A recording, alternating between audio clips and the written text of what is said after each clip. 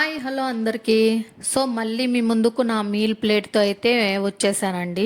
So ఇవాళ నేను నార్మల్గా రెగ్యులర్గా తీసుకునే రైస్ కాకుండా ఇవాళ పన్నీర్ పులావ్ని చేసుకున్నా. సో అది వచ్చేసి పాలకూరతో చేసుకున్నా అనమాట.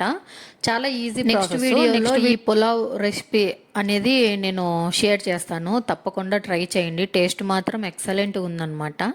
సో ఇంకా మీల్ ప్లేటింగ్ వచ్చేసి ఇంకా ఫైబర్ కోసం కీరా, క్యారెట్ కామన్ అనమాట. సో హాఫ్ లెమన్ అయితే తీసుకున్నాను. సో మంచిగా పన్నీర్ పులావ్ని అయితే రెడీ చేసేసుకొని నా ప్లేట్లో అన్నీ 1 బై 1 అంటే పులావ్ ఒక సైడు, ఆనియన్స్, అలానే లెమను, కీరా, క్యారెట్, ఈ పచ్చడి వచ్చేసి బెండకాయ పచ్చడి అనమాట. సో 1 కప్ పెరుగు కూడా తీసుకున్నాను.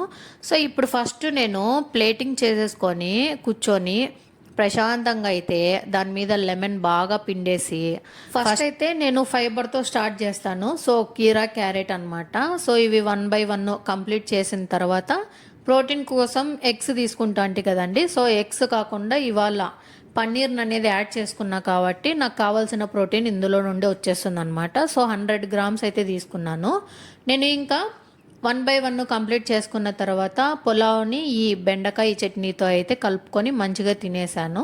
సో ఫైనల్గా లాస్ట్లో ఒక 2 ముద్దలు అలా ఉన్నించుకొని అందులోకి 1 కప్ ఆఫ్ పెరుగు కూడా యాడ్ చేసేసుకొని తినేసాను అనమాట. సో మీల్ మాత్రం సూపర్గా ఉందన్నమాట ఇవాళ.